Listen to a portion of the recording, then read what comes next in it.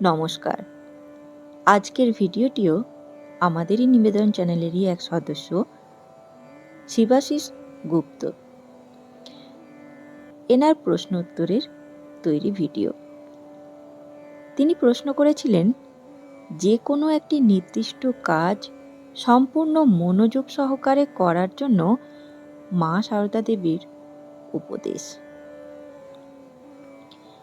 কিভাবে কাজের সময় অন্য চিন্তা মনকে বিচলিত করতে না পারে তার উপায়। আসুন জানি। এই দাদার মতনই আমাদেরও অনেকের মনে এই প্রশ্ন জাগে।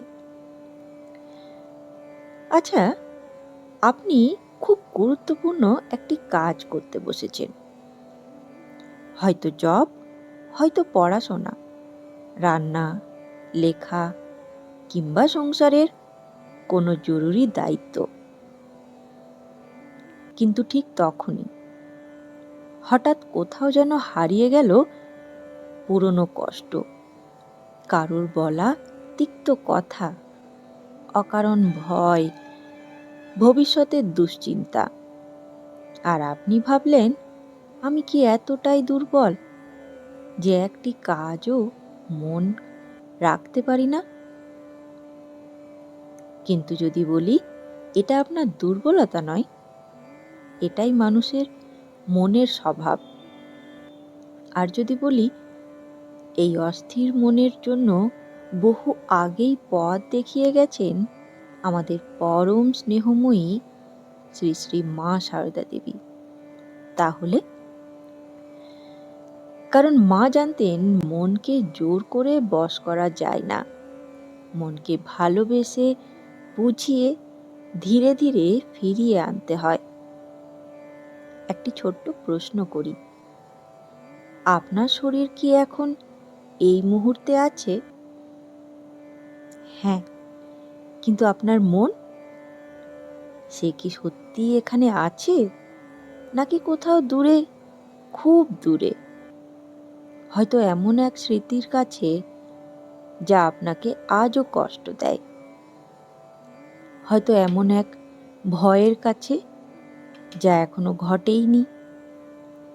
একটু ভাবুন, আমরা কাজে ব্যর্থ হই সবসময় যোগ্যতার অভাবে নয়, অনেক সময় আমরা হেরে যাই কারণ আমাদের মন আমাদের সঙ্গে থাকে না। কিন্তু আজকের এই আধ্যাত্মিক যাত্রা শেষে আপনি জানতে পারবেন কিভাবে কাজের সময় অন্য চিন্তার ঝড় থামাবেন, কিভাবে মনকে শান্ত করবেন, কিভাবে মা সারদা দেবীর উপদেশ কাজকেই সাধনা বানাবে।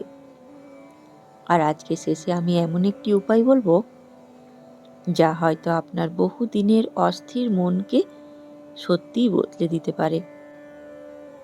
তাই শেষ পর্যন্ত অবশ্যই থাকুন, কারণ আজকের এই আলোচনা শুধু মনোযোগ দিয়ে নয়, এটি আপনার মনের মুক্তি নিয়ে।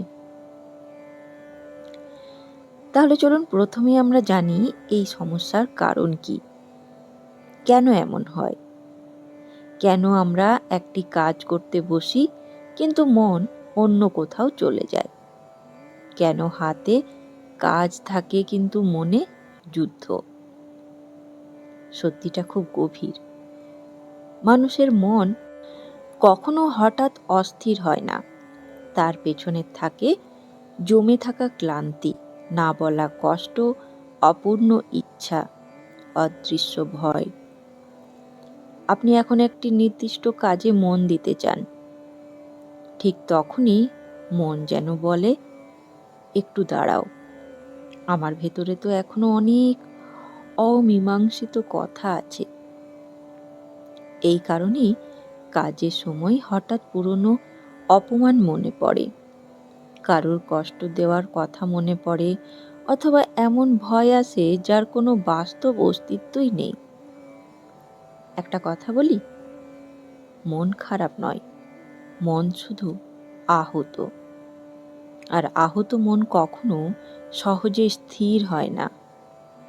যেমন যদি পায়ের কাঁটা বিঁধে থাকে, সে কি স্বাভাবিকভাবে হাঁটতে পারবে? পারবে না। ঠিক তেমনি যে মনের ভেতরে অজস্র অশান্তি, সেই মনে আপনি যদি বলেন চুপ করো, শুধু কাজে মন দাও, তাহলে সে কি শুনবে? না, কারণ মন আদেশ বোঝে না, মন বোঝে স্নেহ। একটু নিজের দিকে তাকান। আপনি কি সত্যি অমনোযোগী, নাকি আপনি ভেতরে ভেতরে খুব ক্লান্ত? এই প্রশ্নটাই বদলে দিতে পারে সব কিছু। কারণ আমরা বেশিরভাগ সময় নিজেকে ভুল বুঝি, নিজেকে দোষ দিই, বলি আমার দ্বারা কিচ্ছু হবে না, আমার মন খুব খারাপ, আমি খুব দুর্বল। কিন্তু মা সারদা হলে কি বলতেন জানেন? তিনি হয়তো স্নেহ ভরা কণ্ঠে বলতেন, মন চলে যায়, আবার ফিরিয়ে আনো। কি অপূর্ব মমতা, কঠোরতা নয়, ভালোবাসা। আর এখানেই আমাদের ভুল। আমরা মনকে শত্রু ভাবি, কিন্তু মন তো আমাদেরই সন্তান সম। সে পথ হারিয়েছে মাত্র। আর পথ হারানো মনকে ঘরে ফেরানোর পথ কি? এই প্রশ্নের উত্তর আছে এক পুরাণ কথায়, একটি ছোট্ট শিশুর গল্পে, যে অপমানিত হয়েও, কান্নায় ভেঙে পড়েও নিজের মনকে এমনভাবে স্থির করেছিল যে স্বয়ং ঈশ্বর তার সামনে উপস্থিত হয়েছিলেন। কে সেই শিশু? কিভাবে সে পেরেছিল? চলুন জানি সেই অলৌকিক কাহিনী।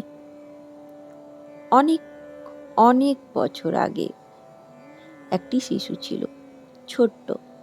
নাম তার ছিল ধ্রুব। রাজপ্রাসাদে জন্ম, কিন্তু হৃদয়ে গভীর কষ্ট। একদিন ছোট্ট ধ্রুব খুব স্বাভাবিক একটি আকাঙ্ক্ষা নিয়ে তার পিতার কাছে গেল। সে শুধু বাবার স্নেহ চেয়েছিল, একটু কোলে বসতে চেয়েছিল। কিন্তু ঠিক সেই মুহূর্তে তার সৎ মা তাকে কঠোরভাবে অপমান করলেন। বললেন, এই স্থান তোমার নয়। ভাবুন তো, একটি ছোট্ট শিশুর হৃদয়ে এই কথা কত বড় আঘাত। ধ্রুব কাঁদতে কাঁদতে তার মায়ের কাছে ফিরে এলো, চোখে জল, কণ্ঠে কষ্ট, আর বলল, মা, আমি কি এতটাই অযোগ্য? এই প্রশ্ন আজও কত মানুষের মনে লুকিয়ে আছে। আমি কি যথেষ্ট ভালো নই? কেন আমার মন এত ভেঙে যায়?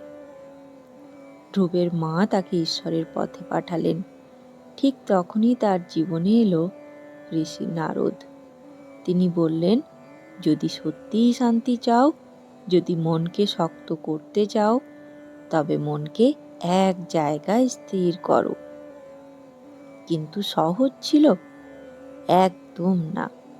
প্রথম দিন ধ্রুব বসে, চোখ বন্ধ করে, কিন্তু মনে শুধু অপমান, কান্না, রাগ, প্রশ্ন। দ্বিতীয় দিন আবার চেষ্টা, তবুও মন স্থির নয়। তৃতীয় দিন শরীর ক্লান্ত। চতুর্থ দিন মনে সন্দেহ, আমি পারবো তো? শুনছেন তো?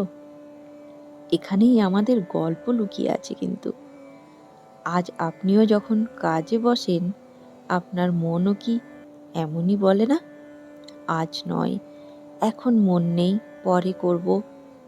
কিন্তু ধ্রুব থামেনি। এই জায়গাটাই অলৌকিক। সে বারবার মন ফিরিয়ে আনলো, আবার আবার আবার, একটি নামের দিকে, একটি ধ্যানের দিকে, একটি লক্ষ্যের দিকে। দিন গেল, সপ্তাহ গেল, আর ধীরে ধীরে যে মন আগে কাঁদতো, সেই মন শান্ত হলো। যে মন আগে ছুটে যেত, সেই মন স্থির হলো। আর একদিন গভীর তপস্যার শেষে স্বয়ং ভগবান তার সামনে আবির্ভূত হলেন। কেন? কারণ ধ্রুব জন্ম থেকেই শক্তিশালী ছিল বলে? না, কারণ সে মন হারিয়ে গেলেও বারবার তাকে ফিরিয়ে এনেছিল। এই গল্পের শিক্ষা কি জানেন? খুব গভীর। মনোযোগ মানে মন কখনোই ছুটবে না এটা নয়। মনোযোগ মানে মন ছুটে গেলে ভালোবেসে তাকে ফিরিয়ে আনা। এই যে শিক্ষা, এটাই তো মা সারদার পথ। এবার একটি প্রশ্ন, যখন আপনি কাজ করতে বসেন আর মন বারবার অন্যদিকে চলে যায়, তখন কি নিজেকে দোষ দেন? বলেন, আমার মন এত খারাপ কেন? আমি কেন মনোযোগ দিতে পারি না? কিন্তু আমাদের মা সারদা, তিনি কি এভাবে দেখতেন? না, মা খুব সহজ একটি কথা বলেছিলেন, কাজ করতে হয়, কাজে মন ভালো থাকে। এই কথাটি শুনতে খুব সাধারণ, কিন্তু এর গভীরতা অসীম। মা বলেননি মনকে জোর করে বেঁধে রাখো। মা বলেননি অন্য চিন্তা এলে নিজেকে ঘৃণা করো। মা যেন মমতার সঙ্গে বলছেন, মন অস্থির, তাহলে ভালো কাজে তাকে আলতো করে ব্যস্ত রাখো। একটি ছোট্ট শিশুকে যদি আপনি জোর করে এক জায়গায় বসিয়ে রাখেন, সে আরও অস্থির হবে। কিন্তু যদি ভালোবাসা দিয়ে কোনো সুন্দর কাজে জড়িয়ে দেন, সে নিজেই শান্ত হয়ে যায়। আমাদের মনও ঠিক তেমন। মা সারদা মানুষের মনকে খুব গভীরভাবে বুঝতেন, তাই তিনি কঠোর নিয়মের ভাষা নয়, মায়ের ভাষায় কথা বলতেন। আর মা আরেকটি শিক্ষা দিয়েছিলেন, যদি শান্তি চাও কারোর দোষ দেখো না। এর অর্থ কি জানেন? যখন মন ছুটে যায় আমরা বাইরের জগৎকে দোষ দিই, ওর জন্য মন খারাপ, এই পরিস্থিতির জন্য মন বসছে না। কিন্তু মা যেন বলছেন, আগে নিজের মনের দিকে তাকাও। কোথায় আসক্তি, কোথায় ভয়, কোথায় অপ্রয়োজনীয় চিন্তার জট? কারণ সমস্যার মূল সেখানেই, আর এখানেই সবচেয়ে সুন্দর শিক্ষা। মা কখনো বলেননি নিজেকে ঘৃণা করো, বরং মার জীবনটাই শেখার। ধৈর্য ধরো, নিজেকে স্নেহ দাও, আবার শুরু করো। আজ আপনি জপে মন দিতে পারছেন না, আবার শুরু করুন। আজ রান্না করতে করতে মন কাঁদছে, আবার শুরু করুন। আজ পড়াশোনায় মন বসছে না, আবার শুরু করুন। কারণ মার পথ পরিপূর্ণতার পথ নয়, মার পথ স্নেহের পথ। কিন্তু ঠাকুর শ্রী রামকৃষ্ণদেব এই মনকে নিয়ে কি বলেছিলেন, যা মার শিক্ষাকে আরও গভীর করে? চলুন জানি। ঠাকুর বলতেন, মনেতেই বদ্ধ, মনেতেই মুক্ত। অর্থাৎ আমাদের অস্থিরতার আসল কারণ বাইরের পৃথিবী নয়, আমাদের মন। যখন কাজ করতে বসেও মন পুরনো কষ্টে ঘোরে, ভবিষ্যতের ভয়ে কাঁপে, অপ্রয়োজনীয় চিন্তায় জড়িত হয়ে থাকে, তখন সেই মনই আমাদের বেঁধে রাখে। কিন্তু সেই মন যদি ঈশ্বর চিন্তা, শান্ত ভাবনা আর সৎ কাজে স্থির হয়, তাহলেই মুক্তি। ঠাকুর আরও বলতেন, যেদিকে মন সেই দিকেই মানুষ। তাই যদি মন সবসময় দুশ্চিন্তায় থাকে, জীবনও অশান্ত হবে। আর যদি মন ভালো কাজ, নাম স্মরণ, ভগবানের দিকে ফেরে, জীবনও শান্ত হবে। মা সারদার মতনই ঠাকুরও যেন বলেছেন, মন ছুটে গেলে তাকে ঘৃণা নয়, ধীরে ধীরে সঠিক পথে ফিরিয়ে আনো। এবার আসি স্বামীজি শিক্ষায়। স্বামী বিবেকানন্দ বলেছিলেন, একটি ভাবনা গ্রহণ করো, সেই ভাবনাকেই তোমার জীবন বানাও। সেই ভাবনাই চিন্তা করো, সেই ভাবনাই স্বপ্ন দেখো, সেই ভাবনাতেই বাঁচো। কি অসাধারণ শিক্ষা, তাই না? আজ আমাদের মন কেন অস্থির? কারণ আমরা একসঙ্গে অনেক কিছু ভাবি। হাতে একটি কাজ, কিন্তু মনে 10টি চিন্তা। একদিকে পুরনো কষ্ট, অন্যদিকে ভবিষ্যতের ভয়। এইভাবে মন দুর্বল হয়ে পড়ে। স্বামীজি বলতেন, এক সময়ে একটিই কাজ, একটিই ভাবনা। যে মন চারিদিকে ছুটে বেড়ায় সে শক্তি হারায়। যে মন এক জায়গায় স্থির হয় সেই মন অসাধারণ শক্তিশালী হয়ে ওঠে। তাই কাজ করতে বসলে নিজেকে বলুন, এই মুহূর্তে শুধু এই কাজটাই আমার সাধনা। শ্রী শ্রী মা সারদা দেবীর স্নেহ, ঠাকুরের জ্ঞান আর স্বামীজির শক্তি, এই তিনই মন ধীরে ধীরে স্থির হয়। এবার আসি সবচেয়ে গুরুত্বপূর্ণ অংশে, বাস্তব জীবনে কিভাবে মনকে স্থির রাখব। চলুন খুব সহজ 5টি পথ আমরা জেনে নিই। প্রথম, কাজ শুরুর আগে মনকে শান্ত করুন। হঠাৎ কাজে ঝাঁপ দেবেন না। 1 মিনিট চোখ বন্ধ করুন, গভীর শ্বাস নিন, মনে মনে বলুন, মা আমার মনকে শান্ত করো। দেখবেন ভেতরের অস্থিরতা একটু একটু করে কমছে। দ্বিতীয়, একসঙ্গে অনেক কাজ নয়, এটাই আমাদের বড় ভুল। রান্না করছি, সঙ্গে দুশ্চিন্তা, সঙ্গে পুরনো কথা, সঙ্গে ভবিষ্যতের ভাবনা।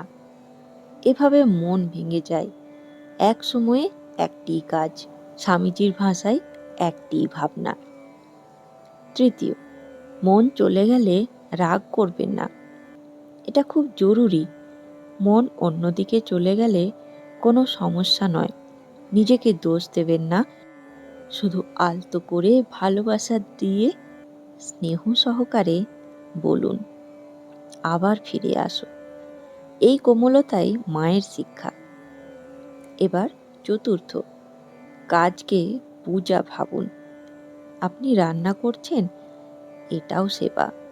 ঘরের কাজ করছেন, এটাও পূজা। লেখাপড়া করছেন, এটাও সেবা। যখন কাজকে পূজা ভাববেন, মন নিজেই শ্রদ্ধায় স্থির হবে। পঞ্চম, ঈশ্বরের নামকে সঙ্গী করুন। মন খুব অস্থির, তাহলে নাম স্মরণ করুন, নিঃশব্দে, ধীরে ধীরে। কারণ ঈশ্বরের নাম ছুটে যাওয়া মনকে ঘরে ফিরিয়ে আনে। এবং মনে রাখবেন, মন বারবার ছুটে যাবে, এটাই স্বাভাবিক, কিন্তু বারবার ফিরিয়ে আনাটাই সাধনা। তাহলে বন্ধুগণ, আজ আমরা কি শিখলাম? মন অস্থির হওয়ার কোনো দুর্বলতা নয়, এটি মানুষের স্বাভাবিক স্বভাব। মন কখনো অতীতে যায়, কখনো ভবিষ্যতে ভয়ে কেঁপে ওঠে, আর সেই কারণে বর্তমান কাজ থেকে আমাদের দূরে সরিয়ে দেয়। কিন্তু মা সারদা দেবী আমাদের শিখিয়েছেন, নিজের মনের উপর রাগ নয়, স্নেহ রাখতে হয়। ঠাকুর শিখিয়েছেন, মনেতেই বদ্ধ, মনেতেই মুক্ত। আর স্বামীজি শিখিয়েছেন, এক সময়ে একটিই ভাবনা, একটিই লক্ষ্য। তাই পরের বার যখন কোনো কাজ করতে বসবেন আর মন যদি আবার অন্যদিকে ছুটে যায়, তখন নিজেকে দোষ দেবেন না, শুধু শান্তভাবে বলবেন, ফিরে এসো, এই মুহূর্তে আমার সাধনা। মনে রাখবেন, প্রতিটি ছোট কাজও পূজা হতে পারে, যদি সেখানে মন, ভালোবাসা আর ঈশ্বর স্মরণ থাকে। আর যদি আপনার মন অস্থির হয়, হতাশ হবেন না, কারণ পথ হারানো মনও একদিন ঘরে ফেরে, মায়ের স্নেহে, ঠাকুরের আশীর্বাদে, স্বামীজির শক্তিতে। আর হয়তো এই মুহূর্তে মা সারদা দেবী আপনাকেও নীরবে বলছেন, ভয় কিসের, ধীরে ধীরে সব হবে। ধন্যবাদ, ভালো থাকবেন। ভিডিওটি ভালো লাগলে অবশ্যই ভিডিওটিকে একটি লাইক, শেয়ার এবং চ্যানেলটিকে সাবস্ক্রাইব করার অনুরোধ রইল। জয় ঠাকুর। জয় মা, জয় স্বামীজি।